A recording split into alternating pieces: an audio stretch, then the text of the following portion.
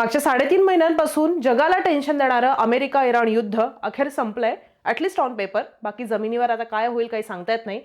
Donald Trump आणि इराणचे राष्ट्राध्यक्ष मसूद पेझेशकियान यांनी मेमोरँडम ऑफ अंडरस्टँडिंग म्हणजे MOU वर इलेक्ट्रॉनिकली साईन केलंय. ही बातमी आता पुढे आली आहे. आता प्रश्न आहे की युद्ध कोण जिंकलं? तर उत्तर थोडं वेगळं आहे, कारण या गोष्टीत इराण हरलेलं दिसत नाहीये.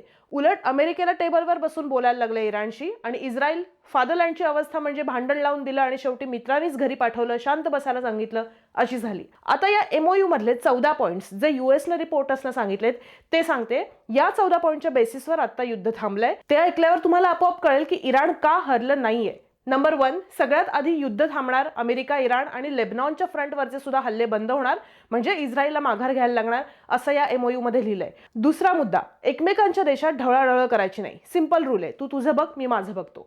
तिसरा मुद्दा आहे, पुढचे 60 दिवस स्वित्झर्लंडमध्ये मोठ्या करारासाठी, फायनल करारासाठी चर्चा होणार आहे.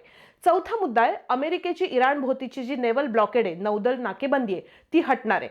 पाचवा आहे, हॉर्मुझ कमर्शियल जहाजांसाठी खुली होणार आहे. सुरुवातीचे 60 दिवस कुठलंही शुल्क घेणार नाहीये इराण, आणि पुढे हा जगातला सगळ्यात महत्त्वाचा तेलमार्ग कसा चालवायचा यावर ओमान आणि इतर गल्फ देशांसोबत बसून नियम ठरणार, असं या MOUत लिहिलंय. सहावा मुद्दा या MOUतला आहे की अमेरिका इराणच्या पुनर्बांधणीसाठी तब्बल $300 अब्ज पर्यंत मदत करायला तयार आहे.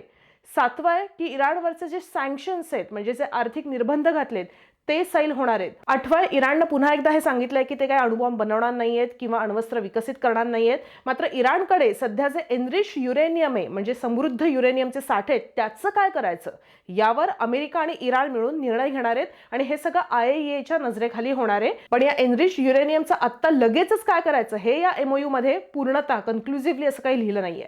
नववा मुद्दा आहे, अंतिम करार होईपर्यंत अमेरिका आणि इराण दोन्ही देश सध्याची त्यांची जी काही परिस्थिती आहे ती कायम ठेवणार आहेत. 10वा MOUतला मुद्दा आहे की MOU साईन झाल्यापासून आणि इराणवरचे निर्बंध पूर्णपणे हटेपर्यंत अमेरिका इराणच्या तेल विक्रीला तात्पुरती परवानगी देणार आहे. म्हणजे आतापर्यंत काय होत होतं की इराणचं क्रूड ऑइल किंवा पेट्रोलियम प्रॉडक्ट्स हे अमेरिकेच्या सँक्शन्समुळे त्यांना विकता येत नव्हते, त्याच्यात अडचणी होत्या. आता यात असं लिहिलंय की अमेरिकेनं हे मान्य केलंय की ते इराणच्या तेल निर्यातीवर लगेच कारवाई करणार नाहीत. इराणला तेल विकता येणार आहे, आणि यासाठी अमेरिकेचा ट्रेजरी डिपार्टमेंट म्हणजे अर्थ विभाग विशेष परवानग्या म्हणजे वेवर्स देणार आहे.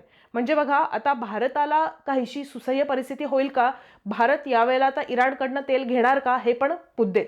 11वा मुद्दा या MOUतला आहे की अमेरिकेच्या निर्बंधांमुळे इराणचे काही पैसे हे परदेशातल्या बँकांमध्ये अडकलेत, फ्रीज झालेले आहेत. हे पैसे इराणला हवे होते, तसे वापरता येत नव्हते. आता या MOU नुसार अमेरिका असं म्हणतेय की हे अडकवलेले पैसे पुन्हा वापरण्यासाठी आम्ही तुम्हाला परमिशन देऊ. 12वा मुद्दा आहे, अमेरिका आणि इराण या दोन्ही देशांनी या MOUची जे इम्प्लिमेंटेशन आहे ते नीट होतंय का हे तपासण्यासाठी एक एक्झिक्युटिव्ह मेकॅनिझम म्हणजे एक स्वतंत्र यंत्रणा तयार करण्याचं मान्य केलंय.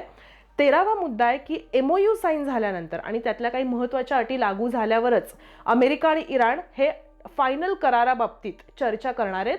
आणि 14वा आणि अखेरचा मुद्दा आहे की अंतिम कराराला UN सिक्युरिटी काउन्सिलची मान्यता त्यानंतर मिळणार आहे. आता अर्थातच याचा परिणाम काय होणार आहे? पॉझिटिव्हच परिणाम झालाय की तेलाचे भाव खाली आलेत, स्टॉक मार्केट्स वर गेलेत, कारण जगाला असं वाटायला लागलंय की आता ऊर्जा पुरवठा पुन्हा एकदा सुरळीत होईल. पण सगळ्यात मोठा धक्का कोणाला बसला असं तुम्हाला वाटतंय?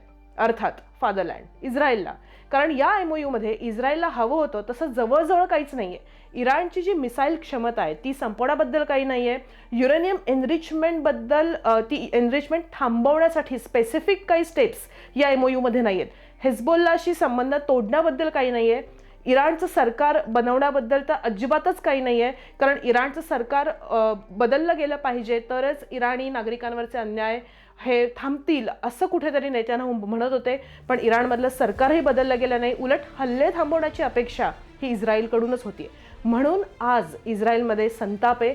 नेत्यानाहू स्वतः टीकेच्या केंद्रस्थानी आहेत. थोडक्यात युद्ध संपलं असा काही हा करार नाहीये, तर बॉम्बिंग थांबवून बघूयात आणि बोलून बघूयात, चर्चा करून बघूयात, असा काहीसा हा करार आहे.